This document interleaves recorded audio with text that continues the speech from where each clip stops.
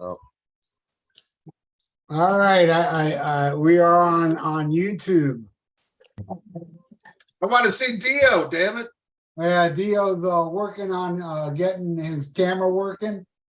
And hey, it's Thursday night, Almost Human live. And now Ian's gone. I guess it's just you and me while we wait. So Ralph, today I saw that you pointed out was Queen's 50th anniversary of their debut album, correct? Yes, it is. And like a month ago, there's this really cool dude called Bjorn Rune Nilsson, who's always donating for me to put stuff up, who asked me to do the first Queen album. And he told me, you know, it's the 50th anniversary. And I did want to put it up today, but he asked for like a month ago, and I didn't want to wait him waiting so long. So I said, screw it. I'll put it up before the anniversary. I mean, we are in the year of the 50-year anniversary. Jesus Christ. 50 years. 50 already. years. Yeah. And I think I'm frozen. Can you still hear me, Ralph? Yeah. All right. I'm going to let it go. It's going to unfreeze in a minute. So, but I Yeah. look like I'm frozen. All right. Ian's back. Let's get him in here. I hope Tony gets his stuff working. So, yeah. Okay. I think it's their most heavy metal album. I think so too. It's a great album. I mean, and I wish I could show it, but we are frozen. You want to turn the camera off and back on? And I'm going to turn the camera on and back on for a minute. All right. I'm alone now. Ian came and left right away. So seems like everybody's having a problem. Yeah, there's like lots of technical difficulties there. With the internet tonight, except for me. Poor Ralph. Yeah, I may be the only one doing a top. Oh, I got to get in the chat. Jesus. Sorry, everybody. And talk to the people in the chat, which I'm sure there's some people in there already. Let's see here. Yes, we got I got to show something. We got the Cool Jackson here and Terry. Here, what we do this? No, we do not need that person. Start Mark, video. and I got to show you all. Let's do a different source. Okay, why don't we do this? I could rename, but that won't help me I right now. got this in the mail today from Jackson Routing in Canada. And what's really weird about this is the new Jag Panther. I just heard this like 3-4 days ago and was totally blown away how killer that album is. And then I come home today and I got it on vinyl thanks to the Cool Jackson. Ian's back. Let's see if I can get him in here because Manny just left. It's been a crazy, crazy night so far, huh? All right, Ian, you there? Yeah. Yeah, now Manny and Tony, and I just see your green screen. I know. Weird, huh? There you go. Hey, that was totally on me. I kept hitting the wrong button, man. I got Chris Holmes drunk. All right, Manny. I don't know about Tony, but let's see. Hey, Cole Peterson's here. Yeah, here I am, start video. Yeah. There we go. There you go. Anyway, there it is, the first Queen album we mentioned. Nice. This is I'm at a friend's house. His son is a huge Queen fan. He's 16. And this is an original press he bought. So Oh, is he transitioning? oh Jesus.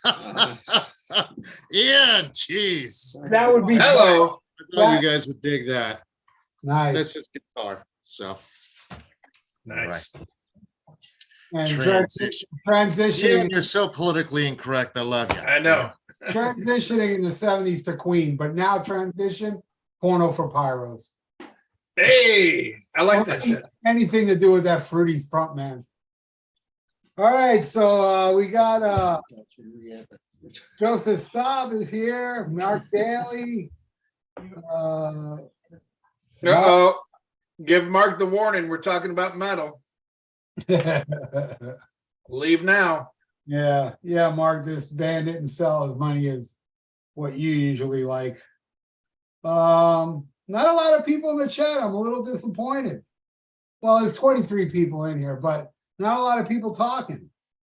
Come on, talk while we wait for Dio, man. Yeah, I know that's what it is. They're all here for Dio.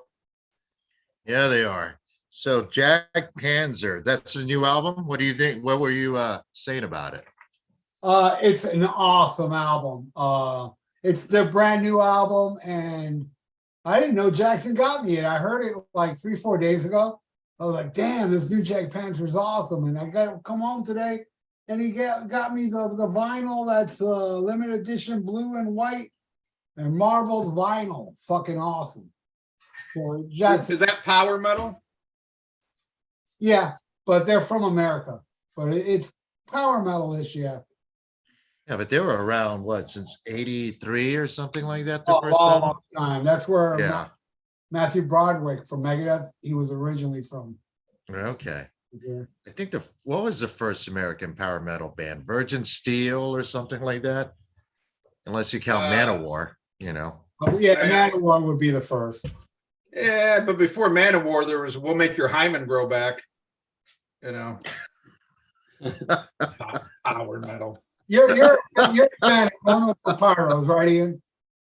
Yes, Yeah. yes. Okay. I'm transitioning too. Yeah.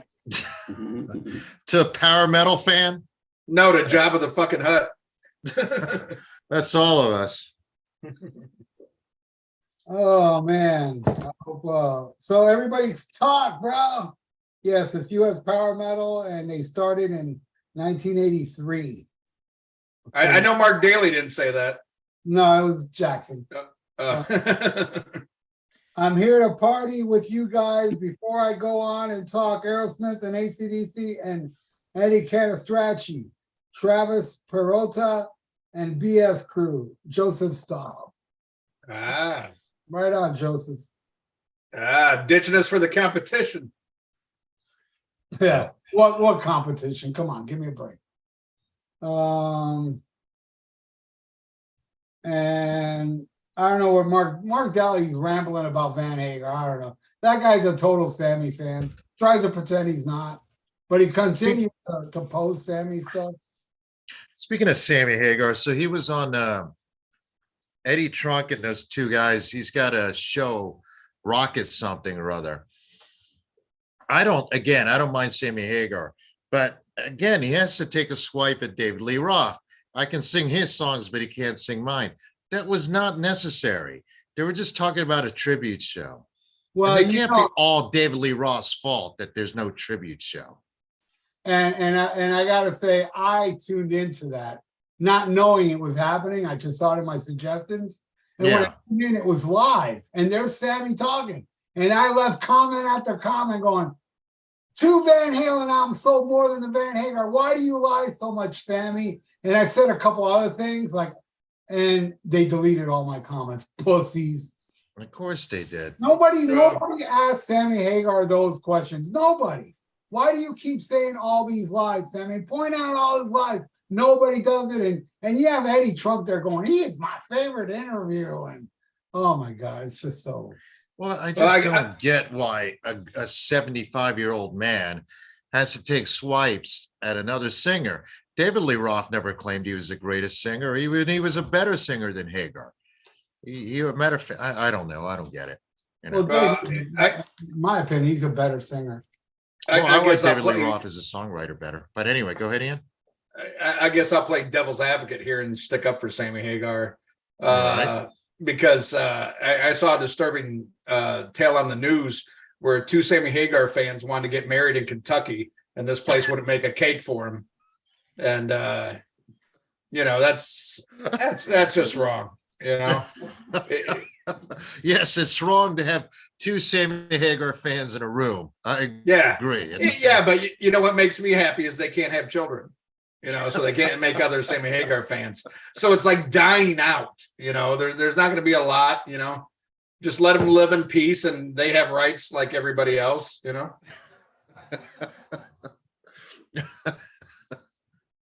Well, Tony's here, but okay, here he comes. Because I pressed join. So Ralph, what did you think of the interview they did with Hagar? I thought it was more of a let's kiss his ass piece, which I guess is fine. That's what that show does. Well, what does Eddie Trunk do other than a fucking fluff piece? I mean, honestly, Unless Not according to catches him. unless he catches you lip syncing, you know. Well, no, Eddie Trunk has a lot to say about people that won't talk to him. Oh, he'll bash on Dave. He was bashing on Dave in that Sammy interview. Even Eddie Yeah, I Trunk don't. on it. Yeah. And he'll bash on Paul Stanley. He'll bash on Ozzy Osbourne. All people that don't talk to Eddie, he's out there bashing them, and everybody else he does it. And then he says stuff like, "Oh, I tell it as it is." You only tell it as it is to the people that refuse to talk to you. Well, he did say, you know, he's like, it hurts when Dave fucks me. It doesn't hurt when Sammy does. I can't feel a thing. Yeah. So Tony, you're back. Tony. Yeah, I'm having to hook a computer up to make it for some reason my iPhone's not working. It's not showing video. Oh wow, you're on VHS. Hold on, let me adjust my tracking. And this computer is so slow. It took forever to log on. That's all Well, right. the cool thing is I get to see the stuff on your wall in your man cave, which is pretty Yeah. cool. Yeah. Cool. Hey, Oh, you got Alice over there. Cool. TJ James is here. The guy with what does he have again, Ian? Multiple sclerosis? Is that what he has? Well, I mean cerebral palsy, but I mean Cerebral that's like the fifth worst thing that's wrong with him. He's a Sammy Hagar fan, so that's what we need to find a cure for. You know, and please give generously. He has gone on record and said that Motley Crue has never released a bad song, and that Nikki Sixx is his Lennon McCartney. Original Nikki that's Sixx or the guy who ridiculous. replaced him? Yeah. He's fucking with you. There's no way anyone in their right mind would think No, Nikki's. but if you Yeah. have cerebral palsy, it's kind of understandable. Yeah. Cerebral palsy doesn't make you deaf. Anyway, go ahead. Oh, then fuck him. I was gonna give him a pass. Uh, So how's it going there, Tony? How you been, bro? Good. Pretty good. Looking forward to this one. This is cool. That's the way I can show off some of my W.A.S.P collection. this is your Oh, idea, yeah. wasn't it, Tony? Yeah. Yeah. God, I can't wait till I get back to my house in like a year from now, so I can hold up my shit with Tony. Yep. A lot of the shit that I have a shit ton of W.A.S.P B-sides. I mean, a bunch. Yeah, I've got most of them. Yeah. At School Days, Blind in Texas, which is the one, Phantom in the Mirror, the Headless Children ones, Mean Man, I got that one. I got Horse Fuck Like a Beast. And I got a real rare one. I've got that one after 1988 that's good. Needless to say, on vinyl. I doubt anybody's top 10 will have anything past maybe Crimson Idol in it, because Past Crimson Idol? You mean past Headless Children? Crimson Idol is one of my favorite W.A.S.P albums. I love it. I love it. Hey, Tony, you're breaking up. You're breaking up. It sounds like you defended Crimson Idol. Yeah, you just had to be there. I guess you just had to discover it the way I did. It's I was there and I'm still hiding.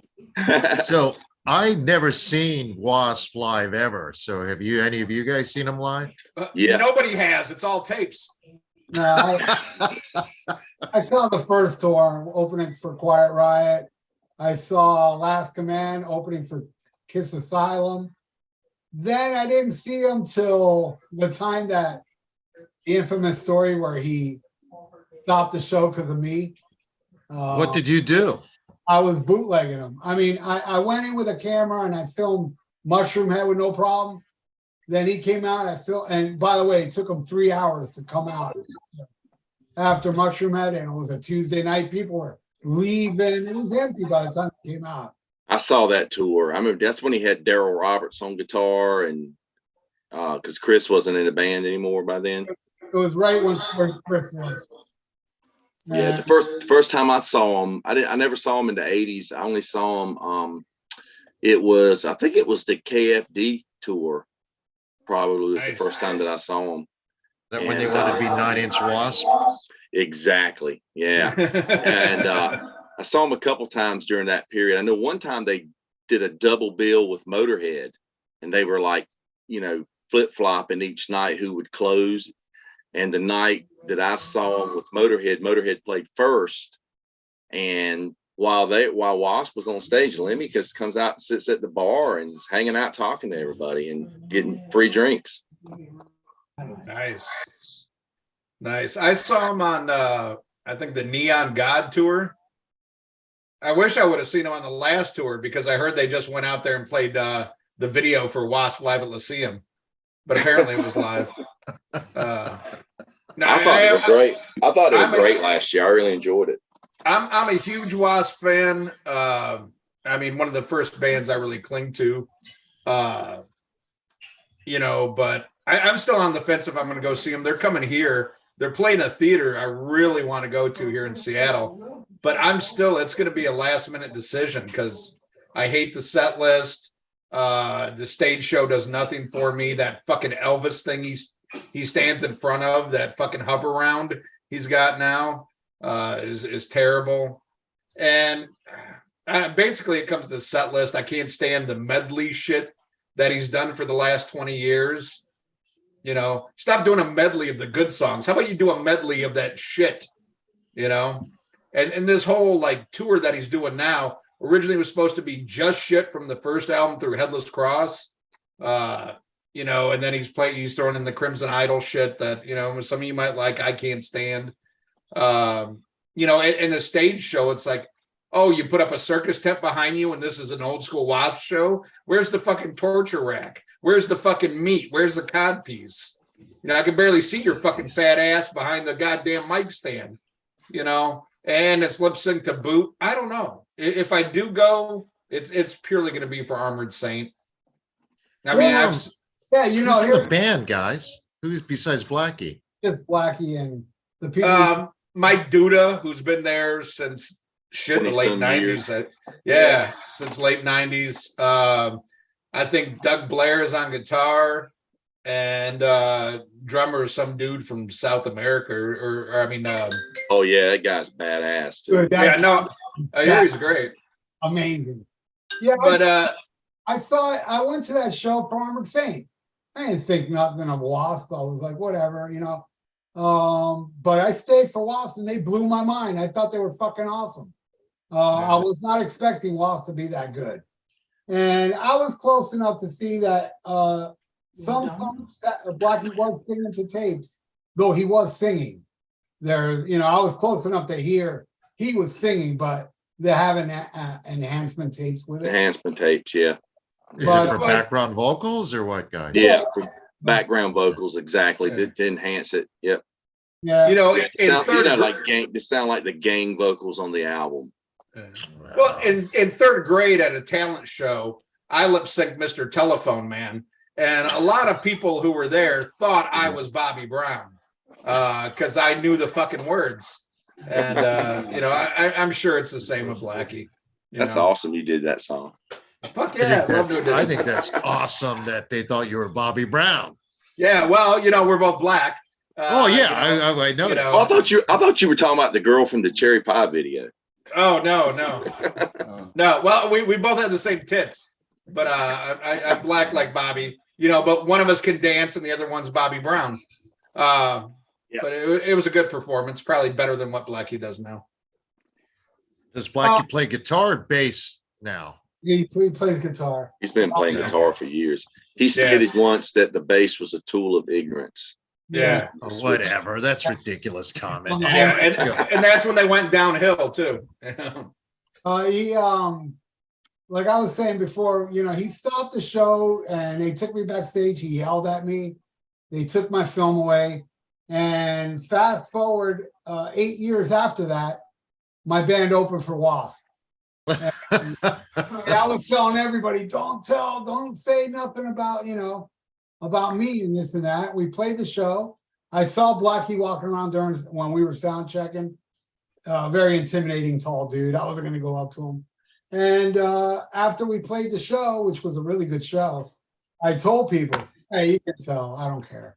Then fast forward 10 years or so after that, I ended up getting a free ticket and meet and greet with Blackie at the Orlando show last year, or was it this year? It was last year. Last year, yeah. Yeah. That's when you ask him the story about how did he get in the Fat Boys movie? The Village People. Village People movie. That's what it's Fat Boys movie. Village People movie. That's what it was. Yeah. I made him cringe when I asked him that question. And I even said, nobody asked you that? He goes, nope. I was hoping everybody would forget about that shit. But he was really nice to me.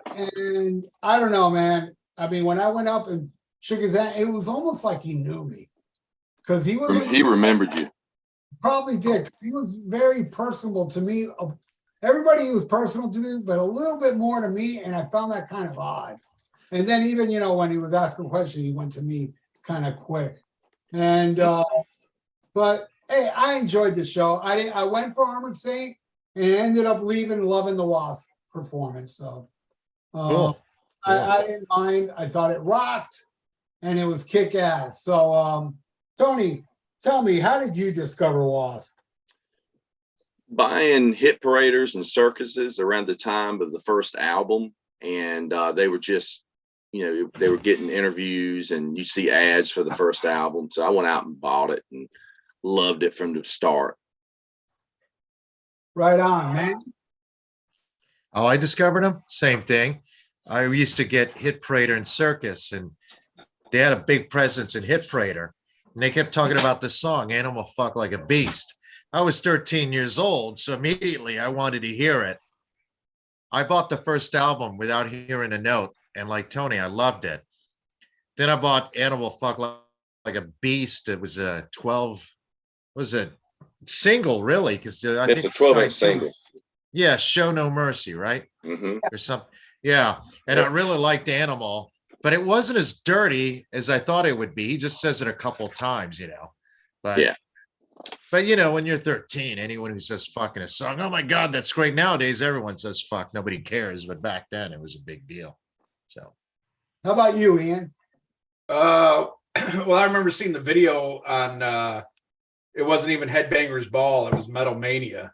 I saw the video for I Don't Need No Doctor, and I was just hooked. I was like, oh my God, this is so awesome. And I'll never forget the day I ran out. I bought Iron Maiden Somewhere in Time and Inside the Electric Circus the same day.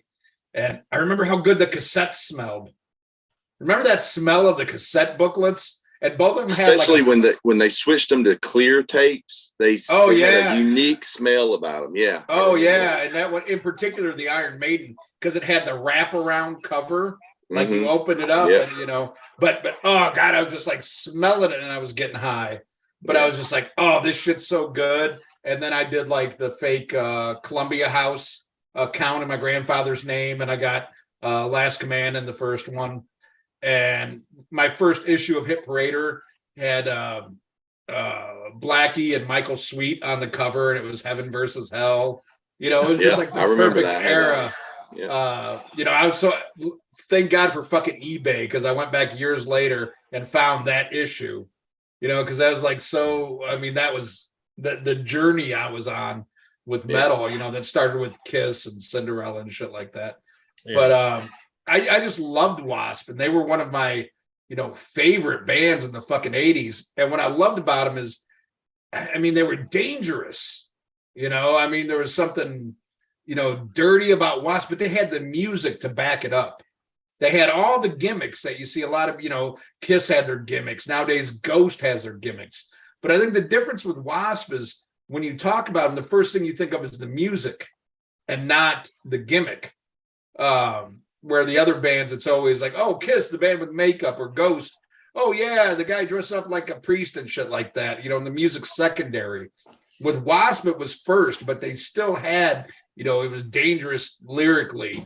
But it was awesome metal. And in an era when there was a lot of bands, they came up, when metal was still good, but even when metal went like Bon Jovi and shit, they still stayed heavy, but they just, I don't know, they had something special about them, crazy and dangerous. And I've stuck with them through the years. I still get every release when it comes out. I've been disappointed in damn near every one of them since Headless Children, but I still pay attention to what W.A.S.P is doing. If I can see them live, other than we'll see about the new one, but I've gone, even though I only had one chance to go, but and I never get tired of W.A.S.P, old W.A.S.P. I love Blackie's vocals are so awesome. And those first 4 studio albums and Live in the Raw, never ever get sick of. After that, it's just like, man, I miss old W.A.S.P. Yeah. He still has the voice though. I'll give him that, man. He still sounds fucking great. But those early eras and lineups, even though it was like different, no album had the same fucking lineup, Yeah, constantly changing. But did anyone see the band that toured called Where Angels Suffer, which their initials were no, but W.A.S.P? I love that record. I love that record. That singer sounds just like Blackie. They were great. I saw them. It was Chris Holmes, Randy Piper, Stet Howland from later day W.A.S.P on drums. Yeah. They had the bass player from Metal Church, the current bass player, and they had this guy Rick. He sounded just like Blackie singing. Yeah, and they were great. And then they hung out afterwards and met everybody and just signed autographs and stuff. Chris's wife was with him. She was selling the merch. Yeah, no, real good shit. I love Where Angels Suffer. Hey, quick question: do you think the image hurt them, or do you think they got hurt because they got lumped in with a so-called pop / hair metal? Though reality, they weren't anything like that. I think they weren't a little of both. And their image was kind of like all over the place because they tried to get away from the Saw Blade. Then they went back to the Saw Blade. Then they took it all off. Then with Kill Fuck Die, they tried to out Manson. I don't think they stuck to a core image long enough for it to catch on. Yeah. Well, I think what killed them is when all the other bands went pussy, they didn't. Headless Children, is post Slippery When Wet, but it's nothing like Slippery When Wet. Yeah, it was a heavier. They weren't a pretty boy band. They stuck to their guns and they put out a great metal album. And I think they suffered for that. But then, post Headless Children, it's the Blackie Lawless show. And by the time Crimson Idol came out, nobody gave a fuck. And nobody, I'm sorry if some of you guys but nobody wanted a fucking bad Who concept album in 92. That's funny. I was about to compare him to the Who. We'll get to that when we start talking about songs. Yeah. But Blackie's talked about it a bunch. He wrote Crimson Idol. I mean, that was his Tommy, and he talks about meeting Pete Townsend. After they had done The Real Me, he got to meet Pete Townsend, and then he wrote Pete Townsend a letter and all this stuff. How he was doing this concept record, and that's just the artist in him, man. I mean, he wanted to do this thing, and it was supposed to be a Blackie Lawless solo record, right? Kind of like that Tony Iommi thing at 7 Star, but the record label's like, that's not going to sell. You got to put W.A.S.P on it. But coming out with a concept album in 1992, right as grunge was starting to kick in, that was just not the right move. And I mean, if you remember, you had to get that as an import. I know I did when it first came out. I said the whole reason I got into that record was because the first thing I ever heard was my friend bought the Chainsaw Charlie single, and it had the story of Jonathan, and he got another one that had the part 2, and it's just Blackie narrating this story, and that's what caught my attention. I was like, this is so cool, and I think that's why I accepted the album so much more, because I enjoyed his narration and his telling the story about what it was about. I have those singles, Tony, with Jonathan. The Idol, I think, is one, and the other one is Chainsaw Charlie. Yeah. All right, before we get into the top 10, I got to talk about how I got into WA.S.P. I want to read Jackson Routing's top 10. His 10, and this is a good one, Damnation Angels. I think that's the standout track off of, what's the name of that one out? Is that on Eldorado? Yeah, I think it's the standout track on that. There's a standout track on Eldorado? Yeah, that one. Not Dirty Balls. Number 9, Never Say Die. Number 8, Charisma. Number 7, I Want to Be Somebody. Number 6, Chainsaw Charlie. Number 5, Wild Child. Number 4, Heaven Hung in Black. Number 3, Sleeping in the Fire. Number 2, Tormentor. And number 1, The Torture Never Stops. Cool list. Yeah, that's That a is a great good list. list. Yes. That's a He great must be list. a Christian because he forgives Blackie for everything he did after Headless Children.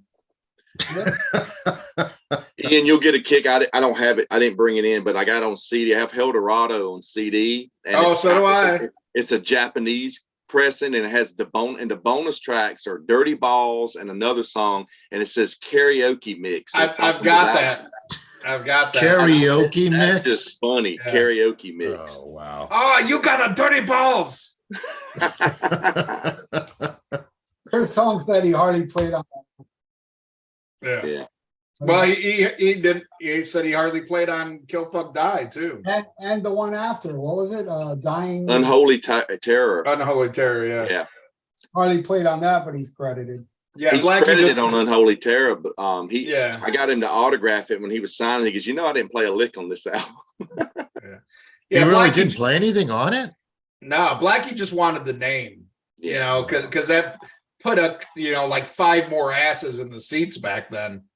Because nobody cared about, Crimson Idol bombed, fucking Still Not Black Enough bombed, At that point, Chris Holmes was more popular for being in Decline Part 2, True. Yeah, that's true. And it definitely spiked my attention because after I bought Crimson Idol, I didn't pay for the import of Still Black Enough, which again, you had to get as an import, but I'm like, nah, fuck this shit. This ain't W.A.S.P. But then, he gets Chris Holmes back. I'm like, okay, I'm, first day buyer on Kill Fuck Die. Yeah. Yeah, I got into the same way magazines, and then I saw the video for Love Machine, and I ran out and bought that album. And this was the year 1984.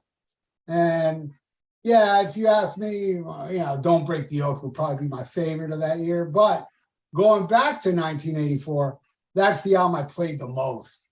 I would wear out that first album. And I remember I was like jamming, I Want to Be Somebody. My brother pounded on the door, telling me, you are somebody, Ralph, shut up. Yeah, and I still, and I'll give a little spoiler alert. I love that first album so much. 8 of my 10 tracks is off the first album. There's a lot of songs I like from W.A.S.P. later on, but I think these songs off the first album are better. So yeah, my list down. There's only 2 songs from other albums. I was almost the same way, but I just said I got to spread it out a little bit because I like did so the many same songs. thing. Same thing that you did, Ralph. And then I started taking songs off because I think I had one song, original list, that wasn't off that album, and he didn't write it. It was written by Pete Townsend, so I had to redo the list. Mhm. The one song I really regret leaving off is Savage, which was basically a B-side from Yeah. God, I love that song. I wanted it to be in my top 10 so bad. But I think that's just a badass song. Like But- Manny said, they did some great cover tunes as well. I mean, they put their own brand on. I mean, The Real Me is great the way they do it, Oh, I and, love that. and their version, I Don't Need No Doctor, is great. That's so funny. I remember going to see Peter Frampton in like 1992, and I was leaving the amphitheater, and I ran into a girl I had gone to high school with, and she said, "Man, that was a great show. He played that W.A.S.P. song." I just saw Peter Frampton last week, and he played that W.A.S.P. song too. That's awesome. Hey, when we do that, when Wayne gets back, we do that proto metal show, and I hope Ian joins us. I may mention Humble Pie, so hopefully Ian will join us on that I one. love Humble Pie. Yeah. Well, I had an idea for the future. We'll talk about it later. you Yeah. know. All right. Yeah, put it in the chat. Now that we got a little chat, we're gonna add you to the chat, Ian. So a lot more people are here. I want to thank you all for joining us. And Michael Sia says Crimson Idol is a worthless, honest concept.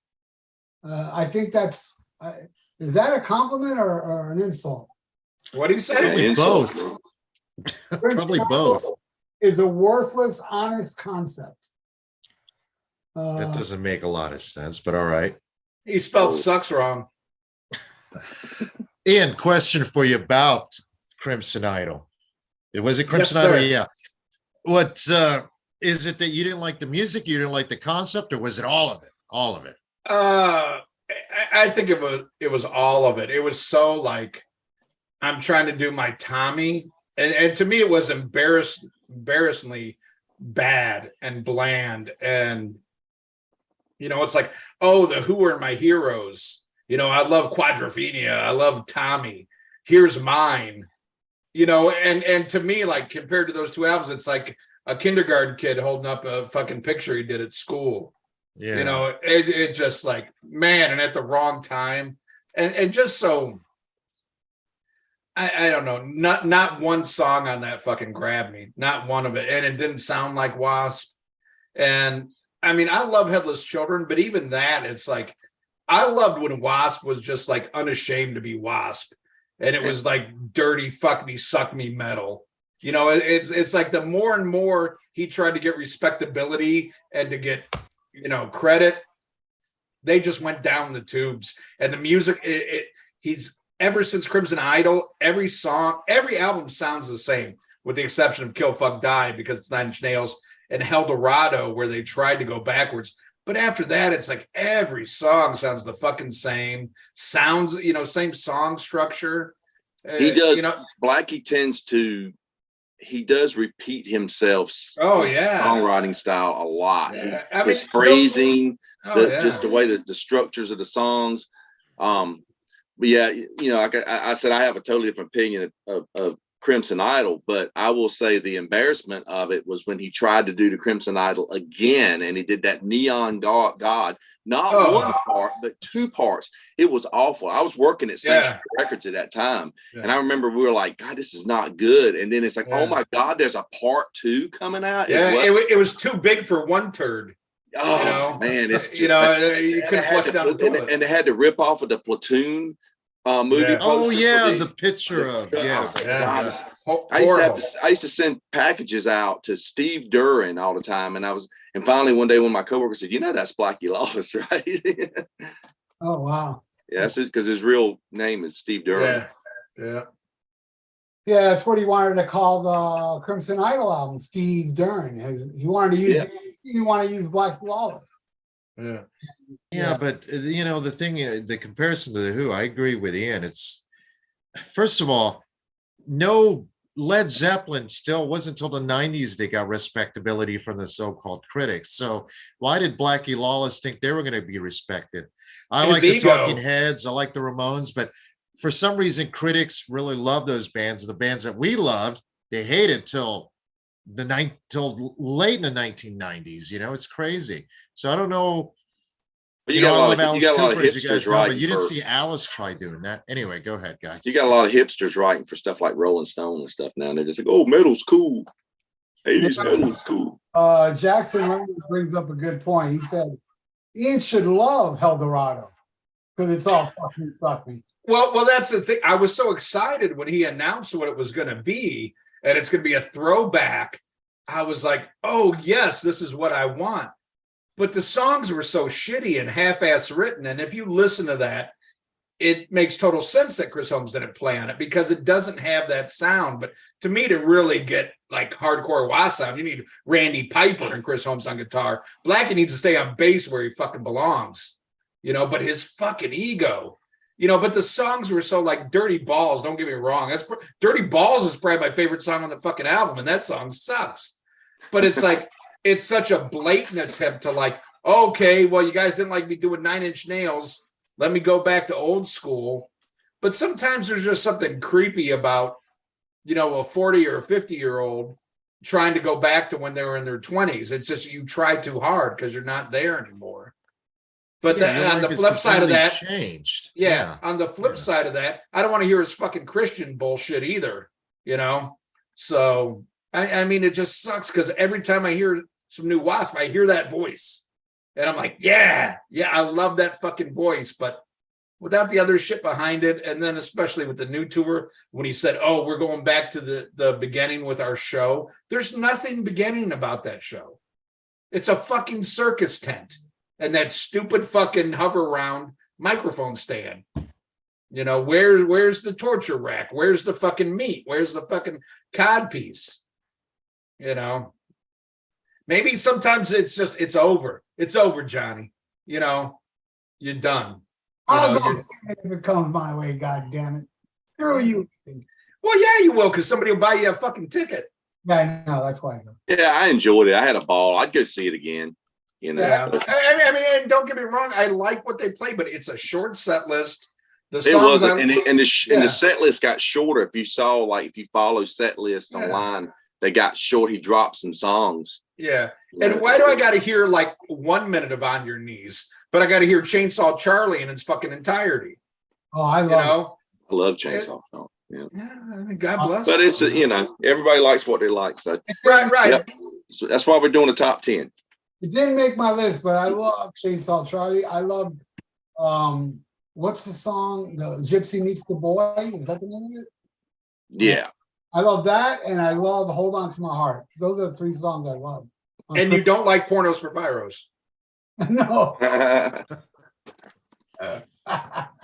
Well, you don't have to like Pornos for Pyros to be a fad, kids. Oh my God. Anyway, all right. So let's get into this. Tony, give me the first 5. First 5. Okay. So I'm going to go for number 5 is going to be Cries in the Night. And that's kind of, it's got some deep lyrics from Blackie, and it's about trying to deal with broken dreams and dealing with fame. And that song, it actually has a long history because it goes back to where it was called Mr. Cool originally. A lot of the same lyrics, but different title. And it was on this Killer Kane 7-inch single, which was Arthur Kane from the New York Dolls. And Blackie is listed as Blackie Guzman. And he is he's the lead singer of this. So that's the origins of that song. But it's Tony, that single you just showed, that is Mr. Cool. That has Mr. Cool on it? That has Mr. Cool on it. Yeah, it's got Mr. Cool, Long Haired Woman, and I Don't Need You. It's 3 songs, and it's Blackie on all of it. Wow. And this is a reissue. I couldn't afford the original, but that got reissued a couple years ago. When was the single originally issued, Tony? 1976. Originally. 1976. Oh, so that was okay. That didn't come out after Arthur Kane died. It came out during his lifetime. Okay. Yeah, this was back in 1976. And then there's video on YouTube of them doing Mr. Cool when they were called Circus Circus.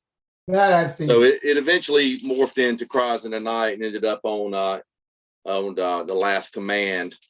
There's actually that's like a radio single for it. You can't really tell what it is, but yeah. So that's going to be my number 10. Number 9, I'm going to go to the title track of Inside the Electric Circus. Really dig that one. It's like it talks about being at a W.A.S.P concert experience. The animals are all insane. God help us. But it's just talks about being at a concert, like a W.A.S.P concert. So number 8, I'm going to go with kind of an oddball track. It was one of the few new tracks that was on the Live in the Raw album. And it's a song called Harder, Faster that Blackie wrote to dedicate to the PMRC. He says, suck me, eat me raw. It's a crazy song. I love his little intro to that where he like dedicates it to Tipper Gore and the whole Washington Wives. And it sounds like some goddamn Jackie Collins Hollywood movie to me. Yeah, that's just awesome. Yeah. Number 7, I'm going to go to the debut album with The Hellion. Love that one, man. I love his intro when they played it live. He says, in Southern California, heavy metal child thunders down the highway. He is a man that doesn't die. He is the outlaw that rides. He is the Hellion. And it's a great song. He's got the line, the gods you worship are still at the altar of rock and roll, you'll kneel. Just a great song.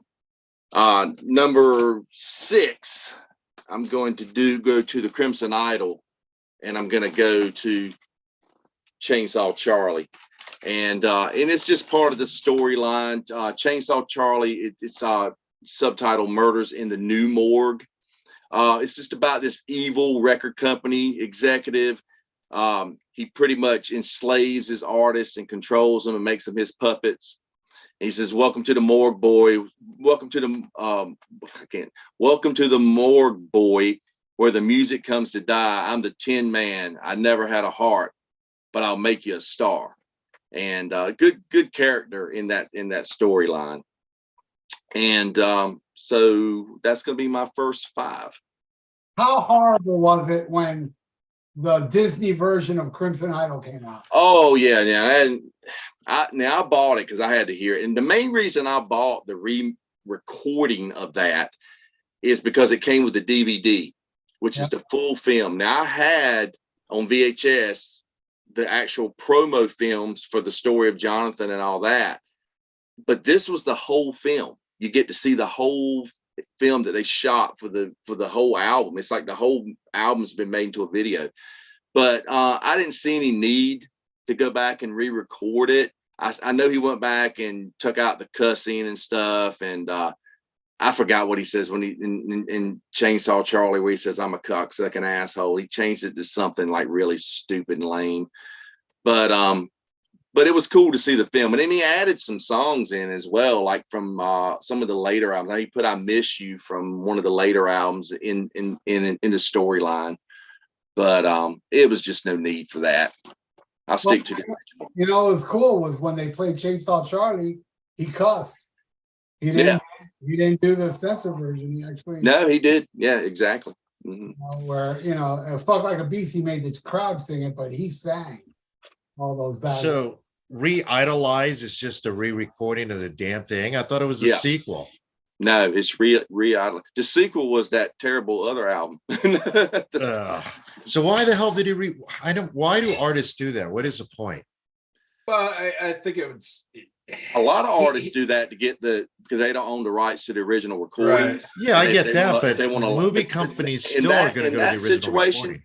I think Blackie owns his recordings because he licenses them out constantly. They're constantly getting reissued. Yeah. Unless he sold it years ago, but it's like that. You always see that Bad Fish label is always like reissuing it. He got the rights back. He got the rights back to everything from the first album through Crimson Idol. That's how they all got the remasters. Mm-hmm. But when he did the reimagining, that was just, and this is what sucks. He's trying to push the narrative that people really love that album, that it's bigger than it is. And actually, he changes the storyline to where people bought the record. And that's another thing I don't like about it. But you mentioned those reissues. Those reissues of the first album through Crimson Idol were some of the nicest reissues. Oh yeah. Oh, I got the way you're supposed to do them. They put all the B-sides on. Oh yeah, that was great. Oh, I'm such a fucking mark for W.A.S.P. I even bought Crimson Idol. Fucking, I'm like, maybe I'm missing something. It does have some good live tracks on it. Yeah, it's pretty cool. Yeah, no, he got my money. He got my fucking money. Well, Manny, why don't you go to your first 5? All right, number 10 is The Real Me, their cover of The Who. I love the original, but I do like their version. Excellent. I just like the fact that they made it their own. Number 9 is Mean Man. It's not, I just like the song. It's kind of, I've never seen that. That's funny. What is that? That's the single for The Real Me. Yeah, pretty cool. I threw in Mean Man because I do like it, but I had too many songs from the first album. So I threw one out and threw Mean Man because I got desperate, but I do like the song. Sleeping in the Fire is number 8. I'm not really into ballads, but that's not your typical Bon Jovi, let's call dialed up and write a ballad. So I like it. And like like Ian says, there's a little bit of a dark edge to it, even to the ballad at that point in time. And that's something that's desperately missing in rock and roll today, for real.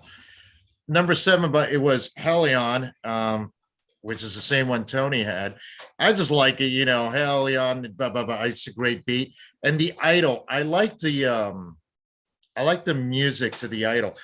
I don't pay attention to lyrics that much because I don't think the Crimson Idol's story is all that compelling.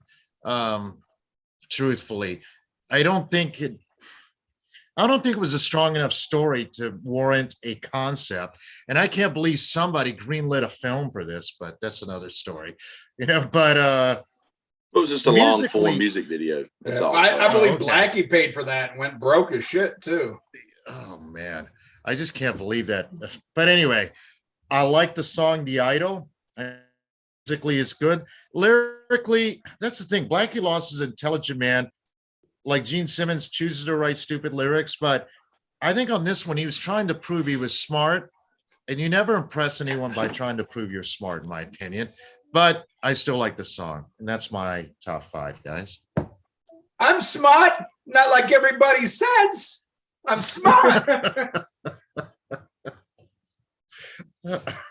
That's what that sounds like, a fucking Fredo solo album. Yeah, basically. Yep. Yeah. Papa.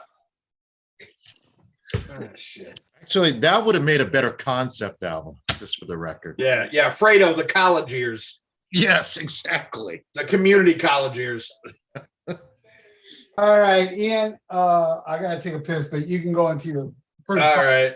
Well, I thought I'm going through my list. I thought Dio was ripping me off here because holy shit, I'm like, are we gonna go track for track? Because my number 10 is "Cries in the Night." Love that fucking song. Great And song. I think it's funny, when he's with Arthur Kane, he goes by Blackie Guzman. He's probably the only Gentile in the business that ever changed his name to Jewish. Usually it's the fucking opposite. But he says in the liner notes, if you buy the remaster for that he's talking about it being Mr. Cool, and the record label got him to change it, and he would never let the record company, get him to change a song again. Well, maybe he'd been more popular if you listen to the record company, because I listen to Mr. Cool. I think it sucks compared to Cries in the Night. Yeah, me too. I Totally. think What's it's the difference, guys, musically or lyrically? Just lyrically, and difference. the chorus is better. Yeah, Yeah. everything's better. All he's saying I- to Mr. Cool is, "I'm Mr. Cool." He Yeah. just keeps repeating that, and in Cries of the Night, he's got, I'm seeing. Well, that's I'm Black. Cries He of the thinks he's Night. Mr. Cool, but he's a fucking tool. But a great voice. Cries of the Night, my number 10. My number 9, just like the great Tony Dio, Inside the Electric Circus. It was my first W.A.S.P. I know a lot of people shit on Inside the Electric Circus, but I'm just attached to it because it was my gateway into W.A.S.P. The same way I think, Tony, you have, fond memories of whenever you got into Crimson Idol. Yeah, And there's just something about it. Nobody can talk you out of it. Well, nobody can talk me out of Inside the Electric Circus. Sucks. I love it. I know it's not as good as the 2 before it, but I fucking love it. And every time I listen to it, I go back to that magical day where I was huffing that fucking booklet like it was fucking, ether, love it. My number 8 is the title track to Headless Children. I remember being 14 and riding my bike to Chicago Records, waiting for them to open up because, I knew the new W.A.S.P. album was in there and I had to fucking have it. I think it's a great album. I honestly, as much as people love Headless Children, I don't think it's as solid as the first 3, but I think there's certain songs on it that are like, wow. I mean, it's totally killer, but I think there is a lot of filler on it too. But the songs that hit on Headless Children fucking hit. And the title track is fucking amazing. My number 7 is Love Machine. I just remember seeing that video and the girls in the, in the tank and everything. And it's simple. It's, LOVE. There's something so fucking stupid about it, but so awesome at the same time. And I love the way, Chris Holmes talked about how he changed the structure of the song. That's something they'd been doing since either Circus Circus or Sister or whatever. And he's like, no, that sucks. You need to do this, and then we'll have a drum intro. And I think you can't underestimate the importance of Randy Piper and Chris Holmes in that early incarnation of W.A.S.P. All-time classic. And number 6 is Hellion. I mean, it was kind of hard not to do a top 10 and just do the first album, which is funny because, for years and years, I loved Inside the Electric Circus because that was my introduction. And then for whatever reason, when I was younger, I gravitated more towards Last Command. And maybe because it's a little bit more cock rock and that's the era I was in. But man, as the years go by and after Ralph and I reviewed it on our podcast, it's like, man, nothing touches that first album. So it was so hard not to just pick everything off of that. But Hellion's fucking amazing. That's my W.A.S.P. Not not those fucking ballads on Crimson Idol. So there you go. 10 through 6. All right. Before I go into my top 10, a couple things I got to say. And I put up a video not too long ago, my all-time favorite ballads. And my favorite ballad is a W.A.S.P. song. And it would be my favorite song overall W.A.S.P. songs, but I don't feel that's a W.A.S.P. song. It's from Not Black Enough. The song's called Keep Holding On. It doesn't sound like a W.A.S.P. song. I just think it's a beautiful ballad. And I think it's the greatest ballad ever written by anybody. There you go. God, I wish I had that on vinyl. I Hard love to get. that album. I actually like that album a lot, actually. It's good. It is. Yeah, it's. I agree with both of you. It's good, but I try not to compare albums, but compared to the first 3, and maybe that's my problem, or 4, that anything after that, and I shouldn't do it because I don't do it with any other band really. AC/DC have released albums that are nowhere near as strong as the Bon Scott era, but I still like them. But with W.A.S.P., I just can't get past the quality, in my opinion, is not as strong, even though Still Black Enough does have good tracks on it. They should have called it so Still Not W.A.S.P. enough. That Should actually, have I been called think it Black was meant to Lawless be solo album. Yeah, didn't one of you, was that you, Ralph, or Tony, that said it was supposed to be a solo album, right? Well, Yeah. Crimson was supposed to be a solo album. And That was? Yeah. Yeah, it was still in Yeah, Capitol then. both of them were supposed to be solo albums. Yep. All right. Well, going into my top 10. And I will say, also, I got to say, like I said, man, 8 of these songs are from the first album. I just couldn't pick other songs over it, even songs I like, And I know this ain't a popular thing to say, but I'm not the biggest fan of Last Command and Inside the Electric Circus. I love Headless Children. To me, those are the 2 best albums. The first one, Headless Children. I love the direction Headless Children. It got really goofy, man, with all right. I admit I love this song because Ian and I did me and Ian. We did a review of Inside the Electric Circus. Now, mind you, I don't listen to that album. I Blackie Lawless, even though I don't agree with him, but in this instance, he says that's the worst album recorded by anybody. That's how he feels about Electric. Really? Yeah. But I Yeah. thought the album was pretty successful, wasn't it, at the time? No, not really. I don't even Gold. Went gold. Yeah. Gold is pretty damn good, Tony, Well, somebody asked in the chat if they ever went platinum. I don't think W.A.S.P. has ever gone platinum. Have maybe they? collectively all their albums have probably sold millions, but not, It went not gold. one. Maybe it didn't. Yeah. Look it up.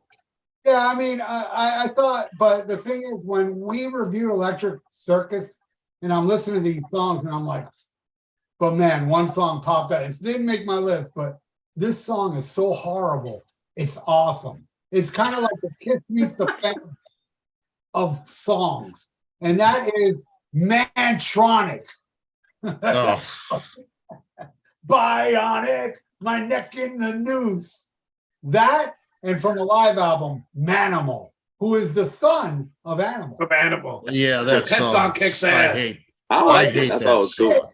Yeah. It's Did you? awesome. Don't get me wrong, it is awesome, but it's goofy as fuck.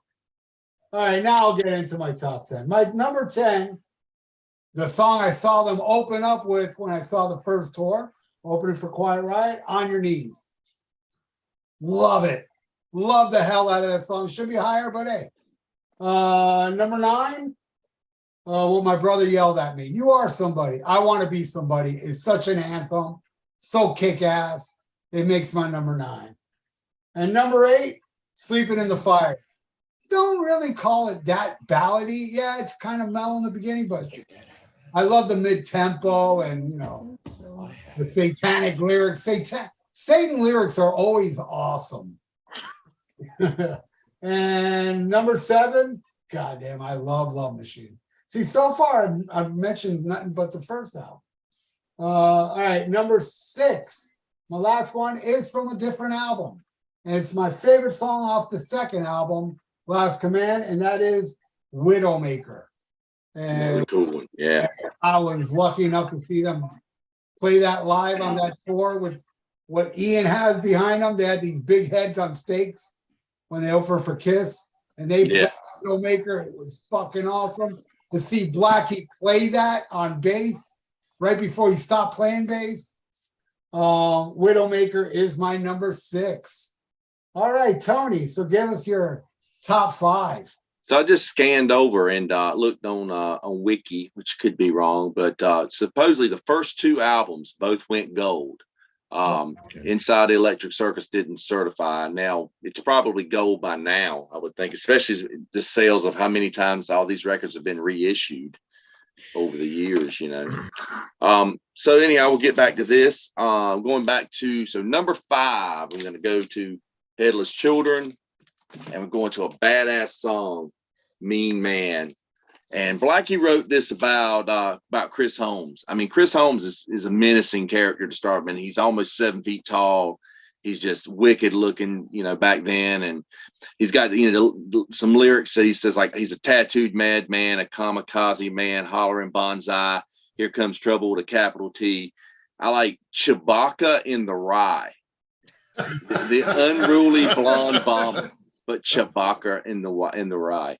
And he talks about him drinking Mad Dog 2020 and getting obscene, and that takes you right back to the metal years and seeing him in that swimming pool, you know. So number 4, we're gonna go back to the debut album with Love Machine. Great, got clever lyrics from from Blackie. Virgo, my Leo's rising, Venus make me king. It's just got that catchy chorus, and it's spelling out. There's a Japanese single for Love Machine, and there's a radio promo. I got that radio promo. The bass is a little louder on that mix. It's a different mix, yeah, totally. Okay, so number 3, I'm gonna go with Animal. And it was such a controversial song at the time. I mean, Capitol Records didn't even want to put it on the debut album, so they had to put it out as a 12-inch EP on like an indie label, like Music for Nations and Enigma put them out. And it's W.A.S.P's signature song for sure. Probably the song they're most well known for. It's a heavy metal classic. It made it Filthy 15, you know, the PMRC and Tipper Gore's 50-15. So, I thought it was kind of sucky that he wouldn't play it over the last few years, but I'm glad he did bring it back, and he let, you know, that was the way to do it. If you don't want to sing it, just sing the lyrics and let the crowd sing the chorus. I mean, and it worked. So number 2, I'm going to go with the ballad from the first album, Sleeping in the Fire. There's a radio promo for that. Can you believe that was a radio promo? They actually I never knew that existed. And I didn't either. I didn't even know it was a single. It's such a dark, menacing song. It's like you guys said earlier, it's a ballad, but it's not. You know, it's just a dark. I mean, like that's like saying the first Black Sabbath, the song Black Sabbath is a ballad, the way it starts out or something. You know, it's just a dark song. And that's well put, Tony. That's really well. That's a great. But one of the things I like about that song the most is the guitar solo. It's so freaking cool in it, man. And that pick tapping thing that Chris Holmes is doing at the very end of the solo, the live version that's on Live in the Raw is my favorite version of it, man, because it's got that extended solo. I'm not sure if they were trade. I know on the Live at Lyceum video, he and Randy were trading back and forth. I don't know if during the Electric Circus tour if that was Blackie and Chris trading back and forth, but I love what Chris does with that one.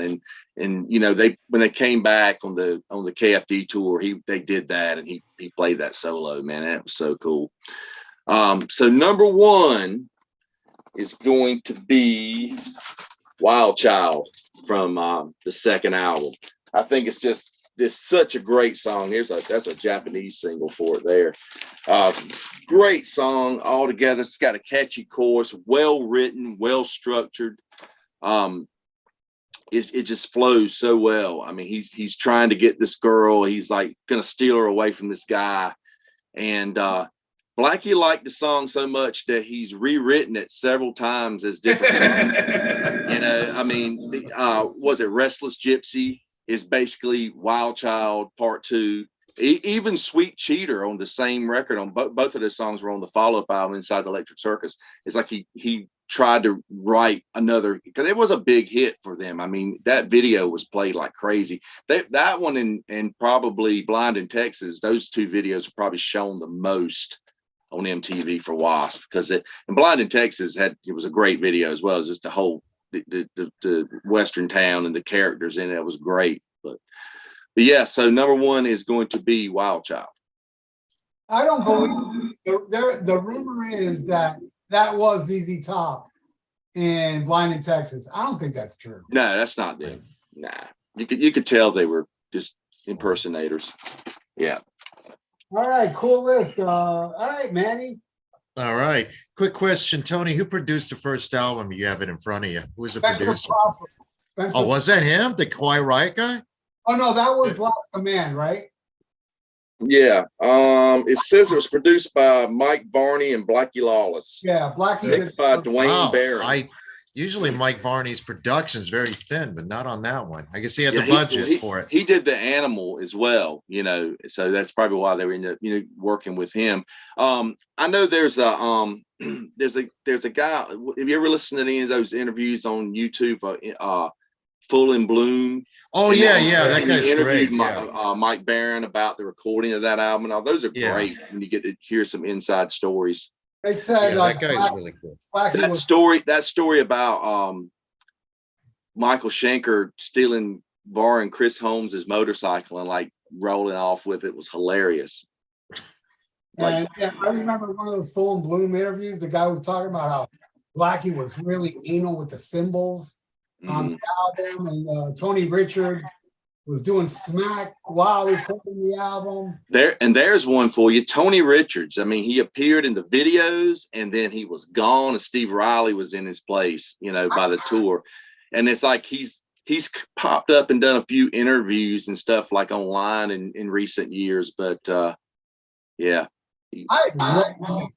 What great drumming on the first one. Oh yeah, great drumming. Amazing. Oh, yeah.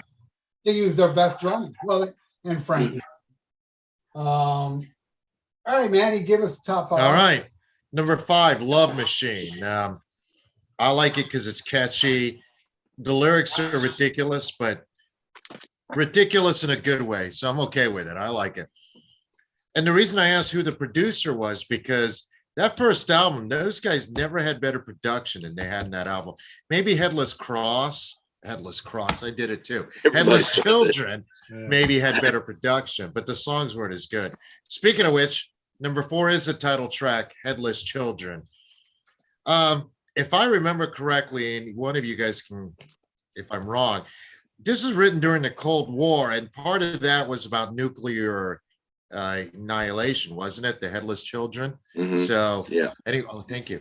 And actually, I think that's a great album, a great song, and I do like it. I think there's a concept wrapped around it, but I don't give a crap about the concept. I just like the songs.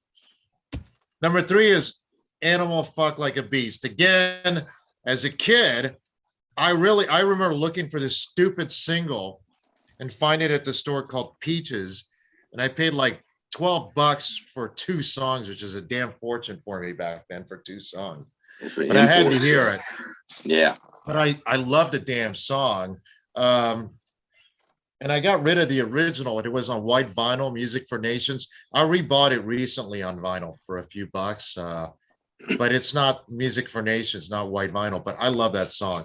The Flame, that song I used to love. Great one. Yeah. Yeah. And I used to love it so much that my shit band called She would cover it. And I would say, here's a song I wrote, because I wouldn't admit that it was a cover.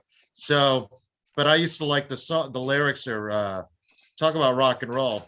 Give me a ticket on a jet airplane. I'm going to take it. I live my life in the fast lane, the only way to make it. I keep on going all night long if that's the way I like it.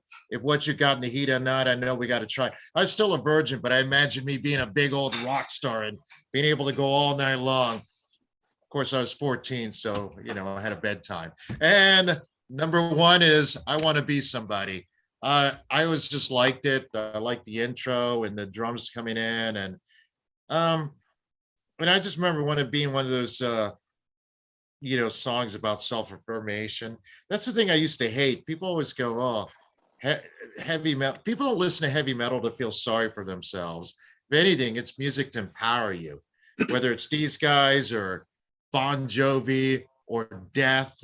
It's never music that you sit around and feel sorry for yourself. Anyway, that's my top 10. Yeah, Porno for Pyros when you feel bad for yourself. Well, you should feel bad for yourself if you bought an album with a song called Pets. But anyway, go ahead. Hey, metal in the 90s was all about feeling sorry for yourself.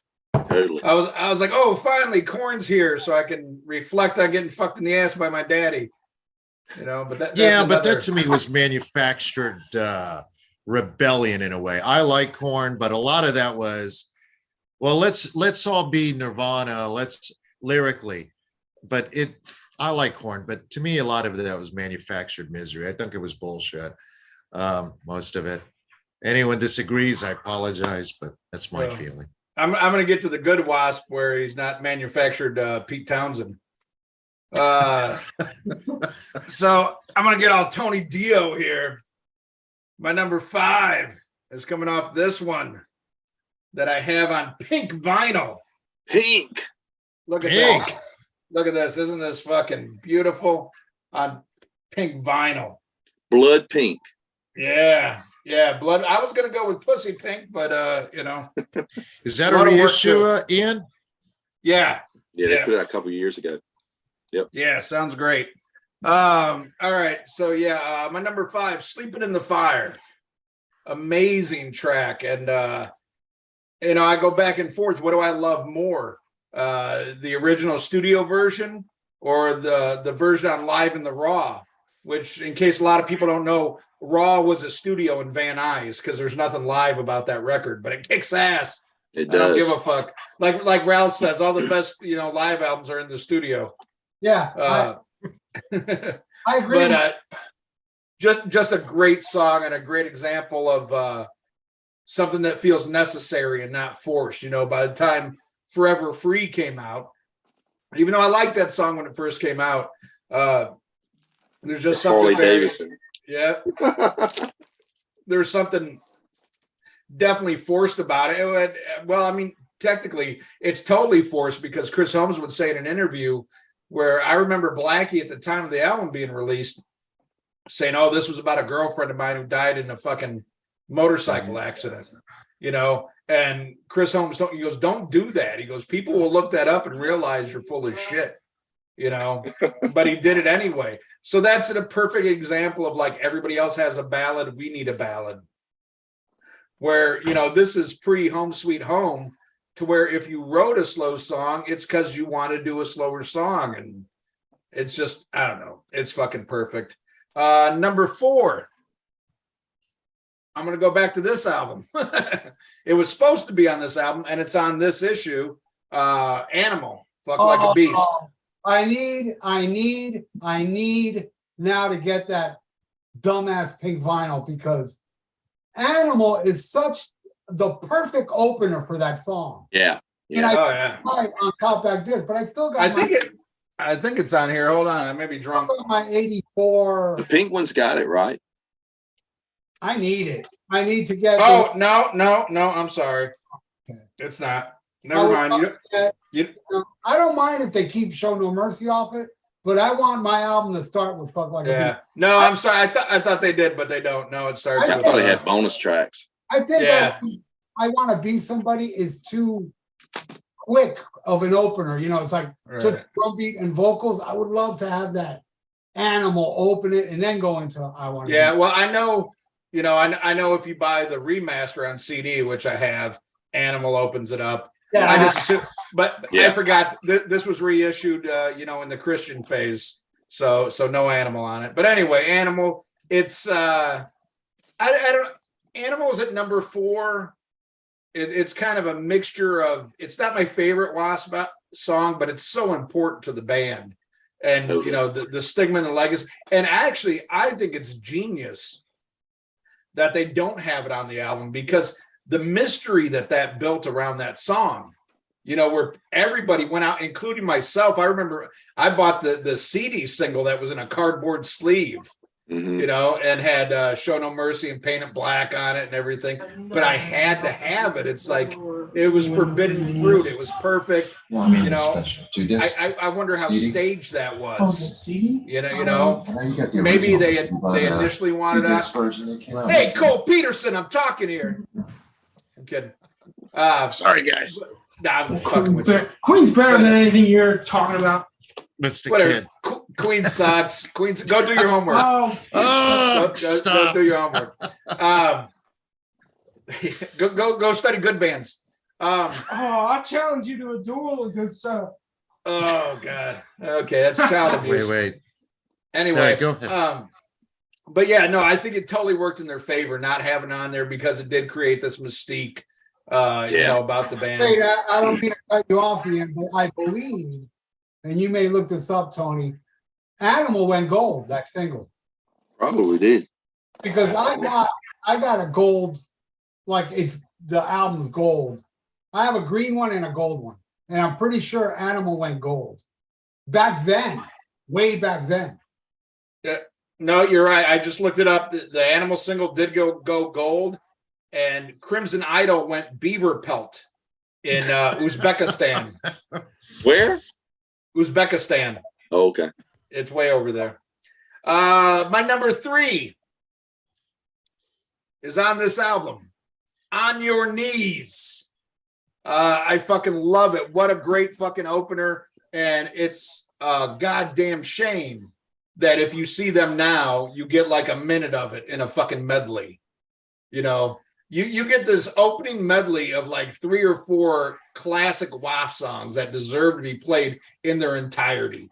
But no, fucking lazy fat ass, and I'm fat, so I can say that. Lazy fat ass fucking Blackie. It's like he's so embarrassed by this shit. But he's playing, like, I honestly believe he's embarrassed about Animal. He doesn't want to play Animal. But if he came out into now and didn't play Animal, there's probably a lot of people who wouldn't go or wouldn't give a shit, So he can take his beliefs and shove them up the ass. But it's all about the fucking almighty dollar. It always has been with Blackie, and that's why it's the Blackie Lawless show, and it's not W.A.S.P anymore. It's the same reason that every album after fucking the debut was produced by Blackie. It's not because he's fucking Rick Rubin or some shit or fucking George Martin. It's because the producer gets paid first. Well, Ian, if you really want to think about it, it became the Blackie Lawless Band after the first album. I think the first album is the only one that's a band effort. Oh, yeah. Look at the cover. Oh, yeah. After that. No, but Blackie's on the cover of every one after that. Yeah. But like I've talked about this in other shows, the producer gets paid whether the record sells or not. Producer is the first person paid on an album. Mm. You can get points on a record, but you are guaranteed to get paid for your job. So a producer can't lose money. And a lot of times when you see bands produce themselves, it's more out of, not everybody's the Glimmer Twins. A lot of times it's fucking, hey, we can save some bucks here. And producer and engineer are 2 different things. Yeah. 2 different jobs.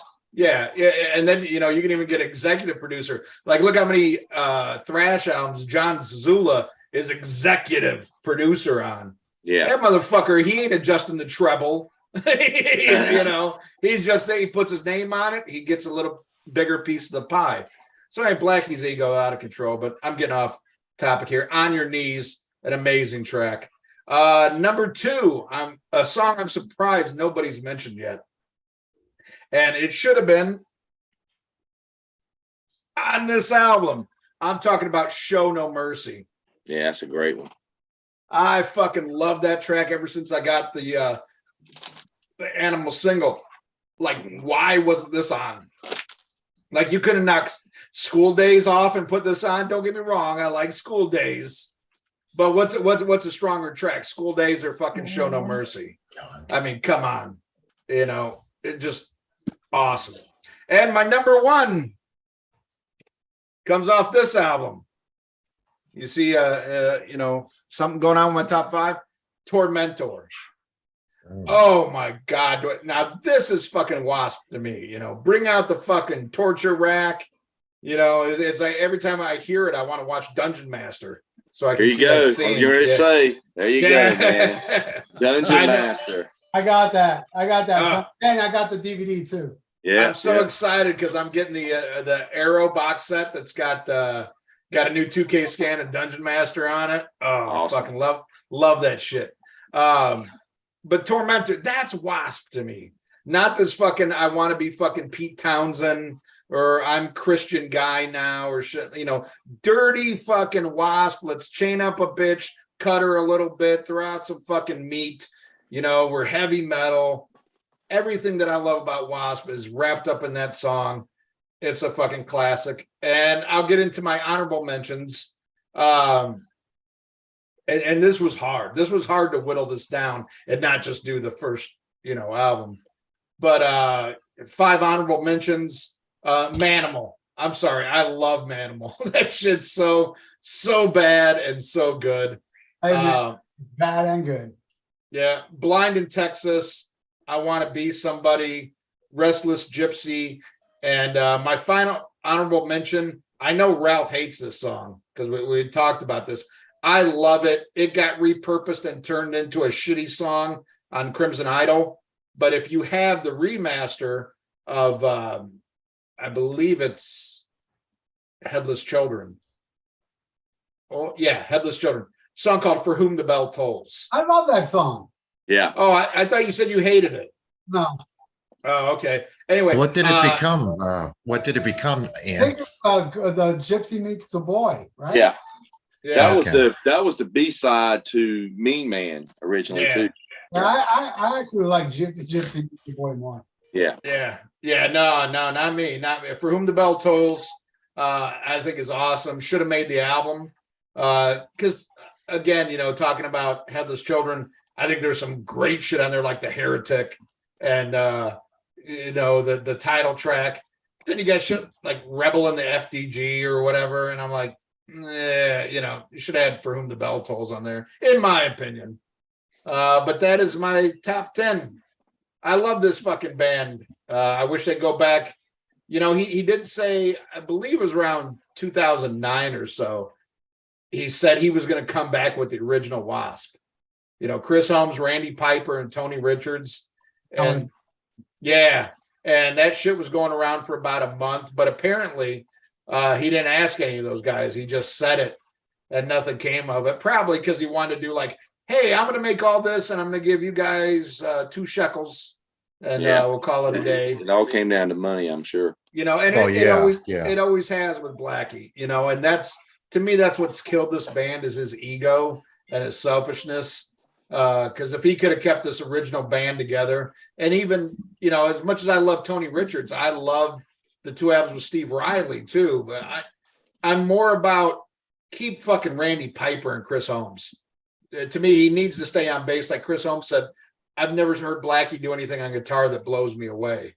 I think he was much better off with Chris Holmes and Randy Piper. You know, you can Tony Richards or Steve Riley, I don't give a fuck.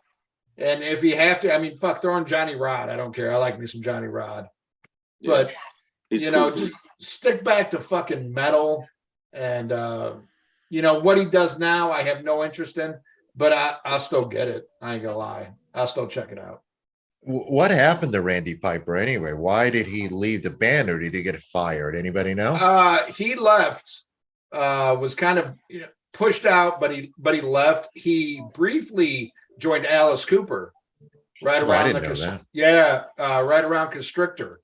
I didn't know. And for whatever reason it didn't work out. I don't know if it was money or what, but Alice was very anti-WASP.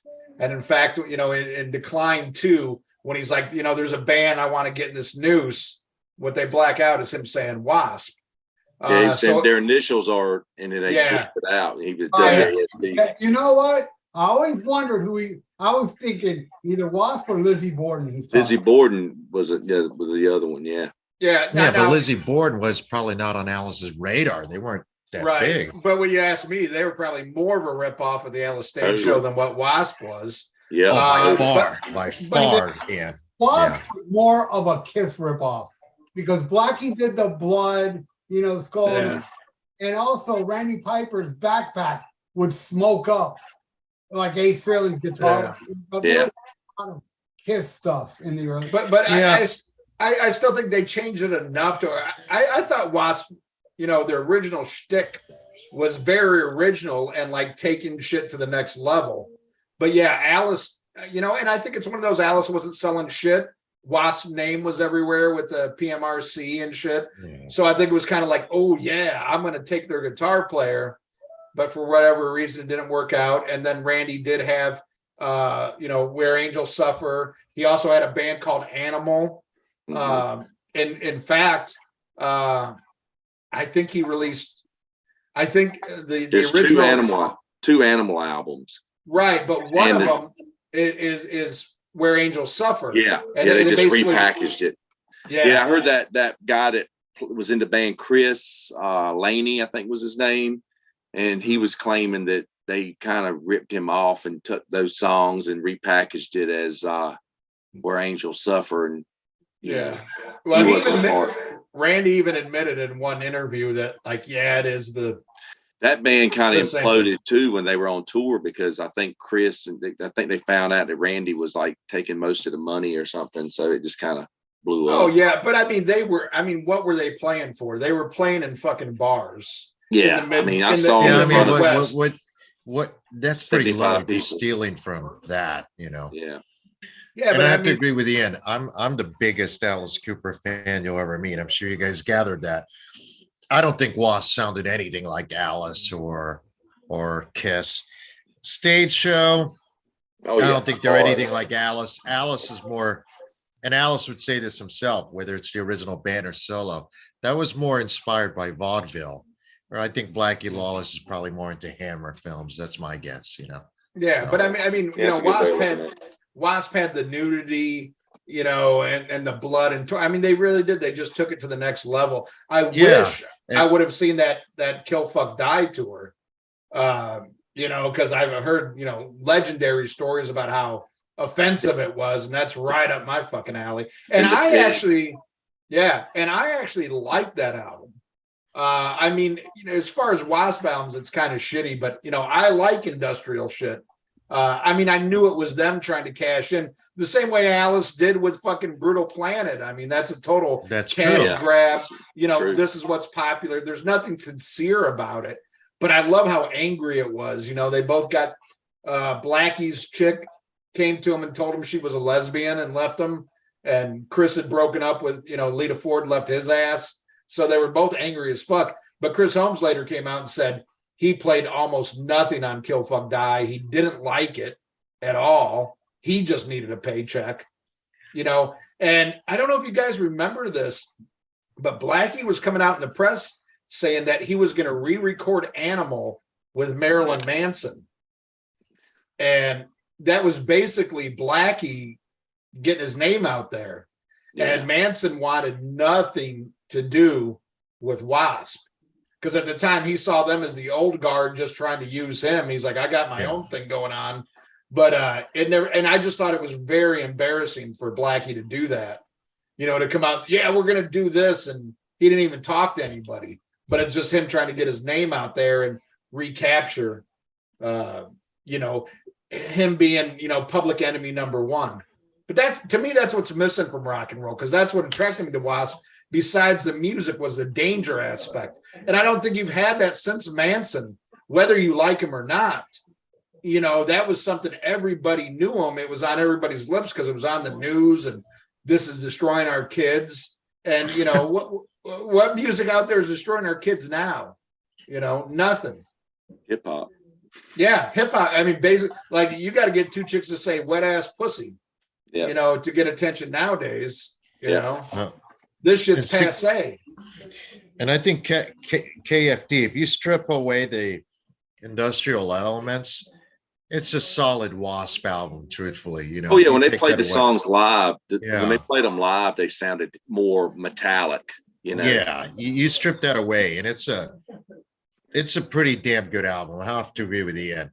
I like industrial. I don't mind it, and I don't mind when older artists. I don't consider it always chasing trends, but I do know what you guys mean when they incorporate something new that's happening out there that is trendy, and they try to incorporate it. It doesn't always work, but in the case of that album, I think it did. Well, So I agree you with you gotta- on that, Ian. You got to admit, Manny, if you're an Alice Cooper fan, and I'm a huge Alice Cooper fan, Alice Cooper is one of the biggest offenders in the world, because Alice Cooper group had an original sound, That's an true. original style. Once he went solo, he jumped on every motherfucking trend there was. Well, since 1980, I'll agree with that. New Well, wave. even yeah. that, there's like disco-y tracks on, Oh on yeah, Go to you got to Hell and dance. shit. You're right. You You're know, right. and working with Bernie Taupin on From the Inside, but then he had the new wave shit. He did the cock rock shit with Constrictor and Raise Your Fist and Yell, and definitely I will with agree with that. Trash. And then he did industrial. He did, he went a little grungy with what was that one in '94? Oh, The Last Temptation. Yeah. Yeah, Last Temptation. He went a little grungy. And when I fell in love with, I never fell out of love with Alice, but when I really loved what Alice was doing again was when he did Eyes of Alice Cooper and Dirty Diamonds, because he went Yeah. back to sounding the like 70s. the garage rock that he was. Yep.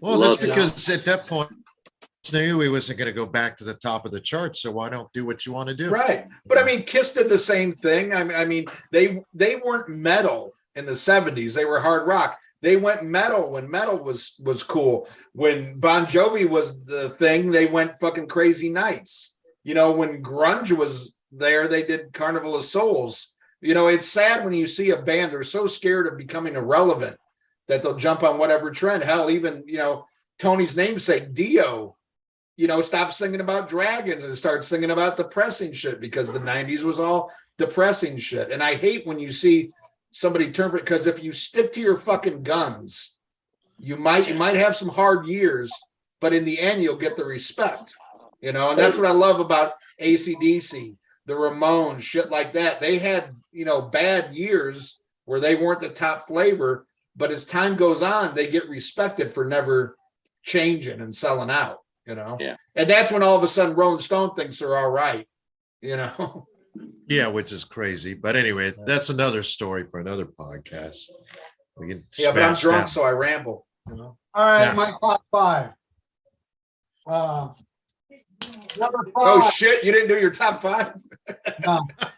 I thought that was Sorry, yesterday. Hellion at number 5. Ripping tune, one of my favorites off the first album. Well, now I look at my list, is my third favorite. Number 4, off a different album.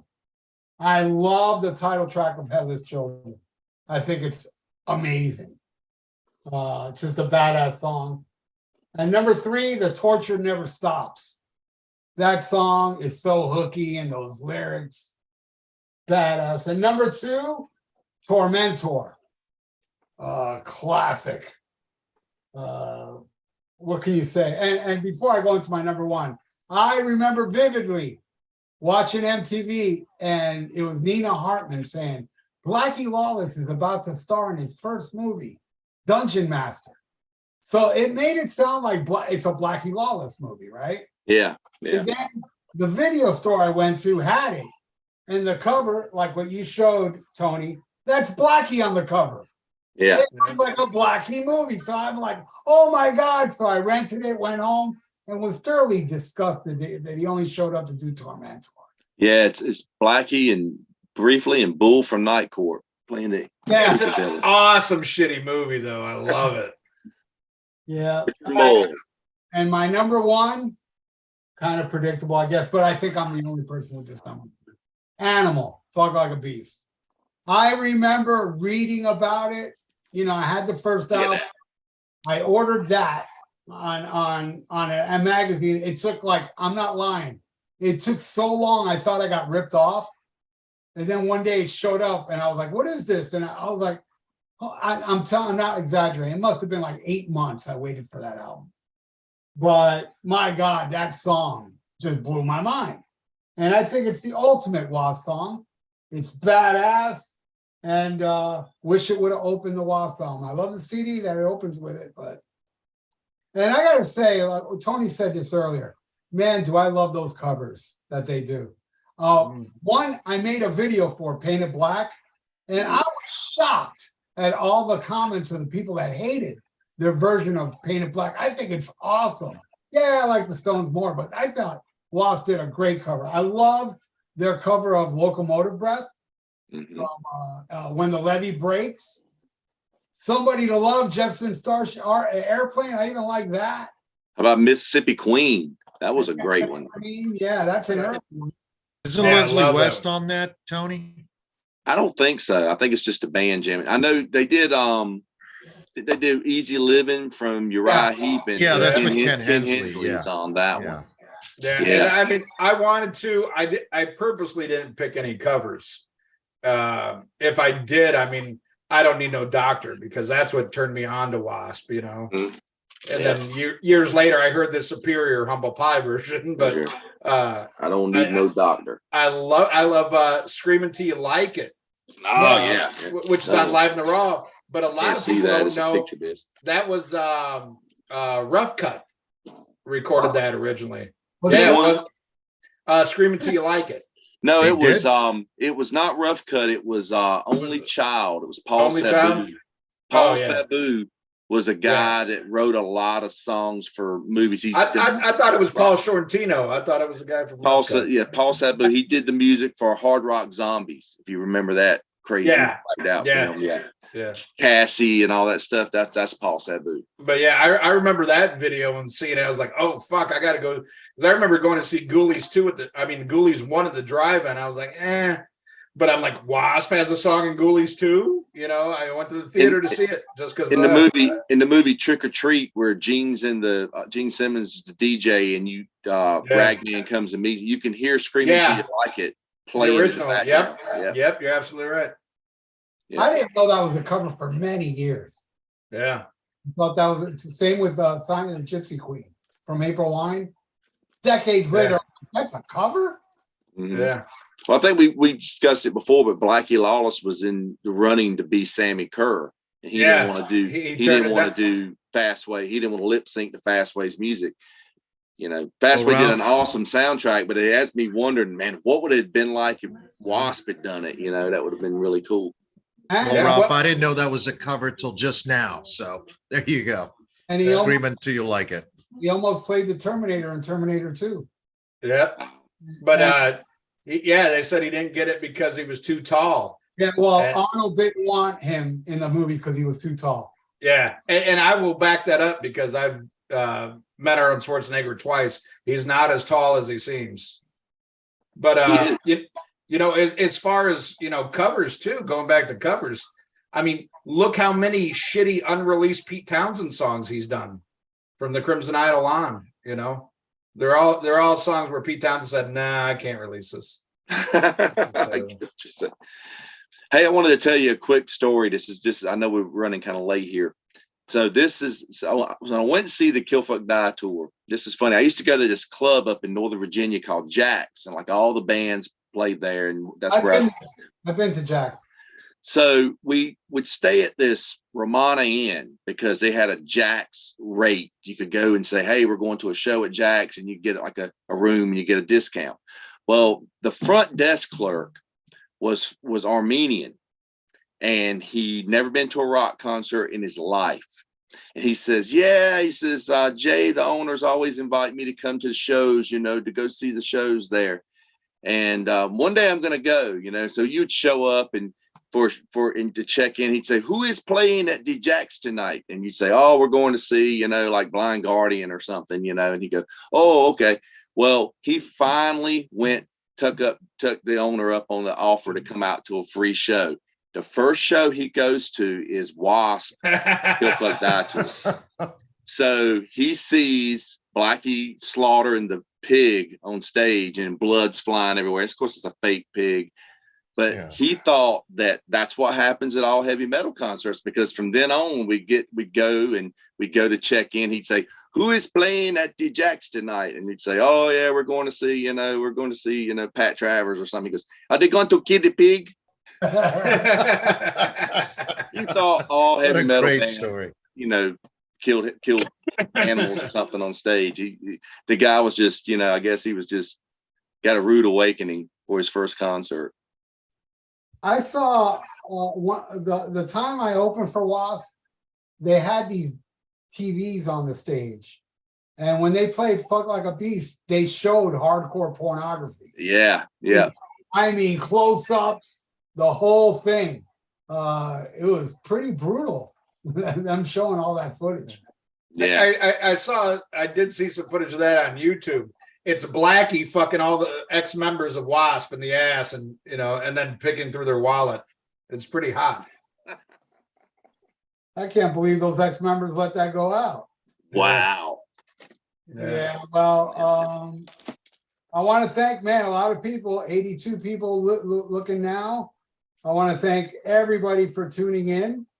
No, Future Squad said was keep holding on Ralph's list. I already explained this. I don't feel like it's a W.A.S.P song. It's my favorite song. It would be number one, but I didn't add it because it's not a W.A.S.P song to me. W.A.S.P, if you look at my list, every song has Chris Holmes. You know, to me, it's Blackie, Chris Holmes, and really Piper and Tony Richards for the most part. I mean, that to me, but I do like Charisma from the later album, and you know that almost made my honorable mentions, and Manimal knocked it off. Yeah, you know, there's a couple I like on later albums, but here's one of my honorable mentions was 95 Nasty. Yeah, great. I have that other one with the chick. Yeah, I have a shaped picture of this like that as well. This is like a Japanese. That's a chick. I thought it was Mark Daly. Jeez, that's a cool song, Tony. I think that's the one that has Flesh and Fire, right? Mm-hmm. Yeah. And Douchebag Blues is the other one. No, it's Easy Living and Flesh and Fire's on it. Okay. Yeah. I love Douchebag Blues. Yeah, that's on something off of. I was so fucking excited because I used to rent W.A.S.P Live in the Raw from the video store all the, you know, because back in the days, you guys remember, you couldn't just buy these video cassettes. You know, you had to rent them. You know, and I would rent that all the time. I was like, I love this Douchebag Blues song. And when they released the remaster of Inside Electric Circus and it was on there, I was thrilled. Love that shit. I love that part of it. Live in the Raw was such a great video, and so was Live at Lyceum. I mean, I watched Live in Lyceum on YouTube the other day when I knew we were going to do this. And it's like a guy tried to clean it up himself, you know, but I wish they would put that shit out on Blu-ray with videos. I know, man. It'd be so great. Yeah. You know, I love that shit where Johnny Rod's playing Barney Miller and shit, man. That's some great shit. Well, you know, yeah, because it only came out on VHS as far as I know. Yeah. That's what I have. Yeah. And the Live at Lyceum, the only way we got it in the US originally was the Sony 45 or what they called it. It was an edited version. When I started trading bootleg videos is when I finally got a copy off the Japanese Laserdisc. Yeah, the full show. Yeah. The full show. Yeah. Yeah. No, I remember I had a video store that they had their own section that was just concerts and stuff on VHS. And I used to rent it like all the fucking time. That's when I first discovered when Randy Piper would sing, it sounded like Blackie Lawless. So I guess they went back in the studio and Blackie did all the backing vocals, you know. Well, you know, and that was a great thing about the lineup on Live in Lyceum because you had Stephen Riley who did a lot of backup vocals too. Yeah. You Yeah. know, and that was something Blackie loved. He said when he got Steve Riley is he could He sing could as sing. well. Yeah. Yeah. Because he sings a lot. He sang a lot And- in LA Guns. And that way you didn't need the tapes. But Chris Holmes said that they started using tapes as far back as I believe the Inside the Electric Circus. He started using some tapes, and Chris Holmes said he was very much against it. What, even back then? But the technology was terrible then. It's not like today. Right. But he said Yeah. it was like it started like when they do Wild Child, you know, he would have like, you know, the birds and stuff in the background. Oh, yeah. You know, Yeah. no, because Blackie, he did a lot of interviews around Last Command. He was so proud of that because he produced it, and he said this is like, you know, metal meets Pink Floyd. He says there's so much sonic stuff going on, and I do see what he was going for, and there definitely is a lot more tinkering. But man, in hindsight, the songs just don't hold up as well. I mean, I love that fucking album. Don't get it twisted, but it's not as good as the first album. Oh, he produced The Last Command. I thought that was Yeah. the Quiet Riot guy. No, you know. I thought it was too. I'm not sure. or I think he's a co-producer on it. No, Is it Spencer Pfeiffer and Blackie on Last Command? I think it's Yeah, just, it says produced by Spencer Proffa. That's all it says. Oh, okay. Engineered by Hamster Huber or something. Okay. Some funny name. That's a name. Hamster, Hamster. Well, I know after that, every album's been produced by Blackie. But on Crimson Idol, what's his name? Ross Robinson was the engineer who would be the go-to producer for nu metal in the 90s. yeah, back in the 90s. And Yeah, I thought it was 2000, so funny because Blackie did these interviews around the time of the album where he was praising Ross Robinson and said, this guy is going to be somebody. This guy's going to be huge. But Ross Robinson, like, totally makes fun of the fact that he worked on it. And it totally backfired. You know, it's like, oh, yeah, I started out, I did this horrible W.A.S.P album with this horrible cock rock band and stuff. And he totally dogs it.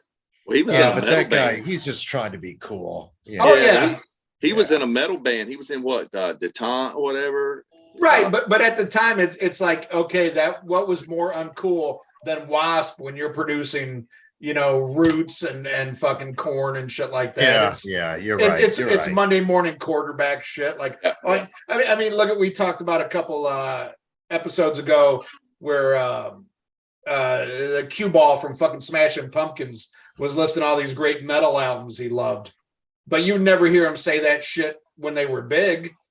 You know, Oh, yeah. he's like, oh no, I listen to, you know, this and, you know, shit that's on Rolling Stones, you know, Yeah. greatest 100 albums. Yeah, You know, I but mean, now- all those guys. Now that he doesn't give a shit, now all of a sudden I like metal, you know. I said it before, a lot of these grunge bands got help from metal bands when they were nobody.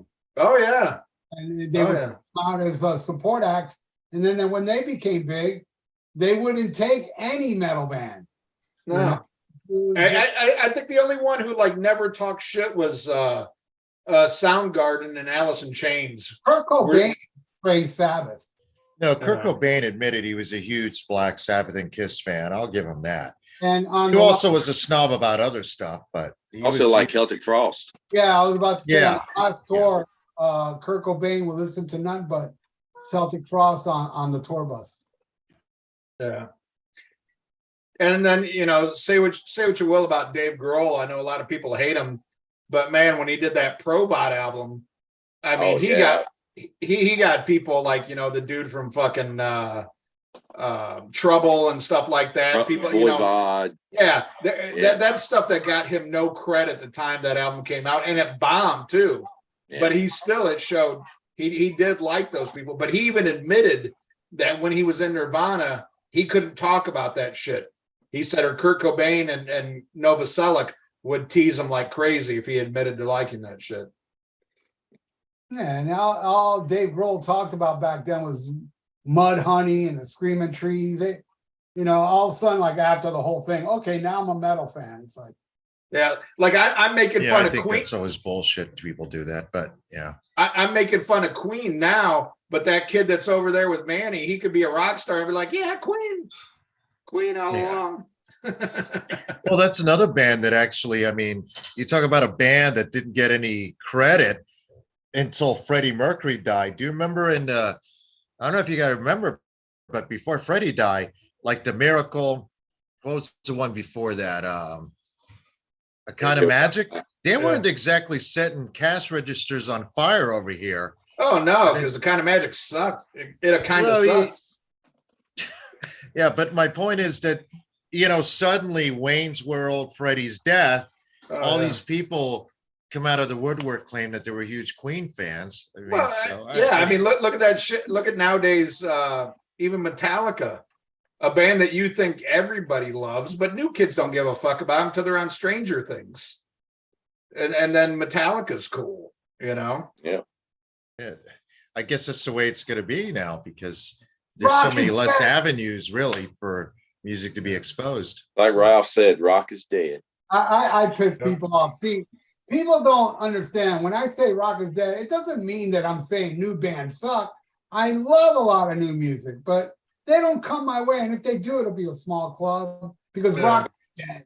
Rock is so dead. It's not dead in Europe and South America, but in America, it's dead. You need Stranger Things to dictate. All right, now you can like Master of Puppets. It's like it's dead. I mean, Ralph, it's not part of the cultural forefront anymore. And I don't think it ever will be in a huge way, but I do think it'll make a comeback. But I'm gonna say this and then I'll let you guys go. And I apologize, I talk too much, but record labels are to blame. Record labels did not, they didn't go out and look for new bands. They didn't go out and try to create a legacy for these newer artists. If they don't sell X number of records, they drop them. They cut their own throat. Those legacy. The reason those legacy artists that we like, whoever it might be, whether it's James Taylor or even Megadeth, record labels help these bands out to a certain extent. They also rip them off, but they help create a career. After the 90s, they didn't do that. So I blame record labels for the demise of newer artists. And I got to say, my generation in the 80s, record labels weren't really that much into metal. It was the people that blew up British Steel and Number of the Beast. All this stuff wasn't getting no radio airplay. It was all underground, but the people made Iron Maiden an arena act after a couple albums, made Judas Priest an arena act after, British Steel. It was the people that grabbed bands that were not promoted by big labels till the big labels said, hey, wait a second, look what Quiet Riot did. Let's get 100 Quiet Riots. Let's go Sunset Strip and everybody. I agree.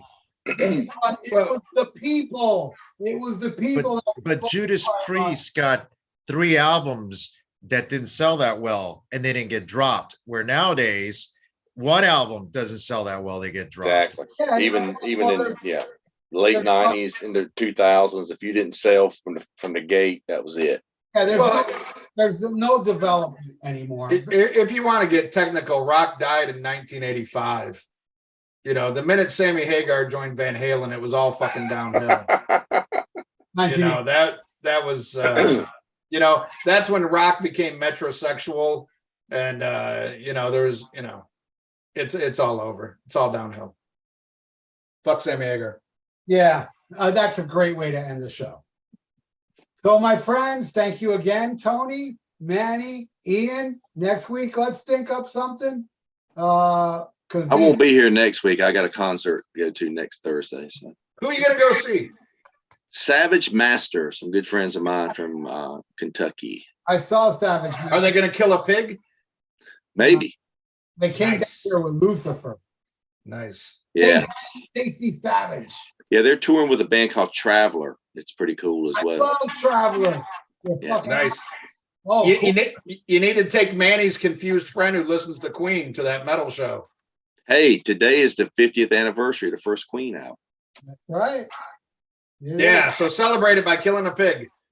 Playing metal. Smack him a gob. After you kill the pig, watch my review of the first Queen album I just put up a couple weeks ago. That was donated by the great Bjorn Nilsson. So thanks again, guys. Till next week. Well, Tony, till 2 weeks. Smack 'em a gob. Take care. And thank you, everybody that tuned in. You all rule.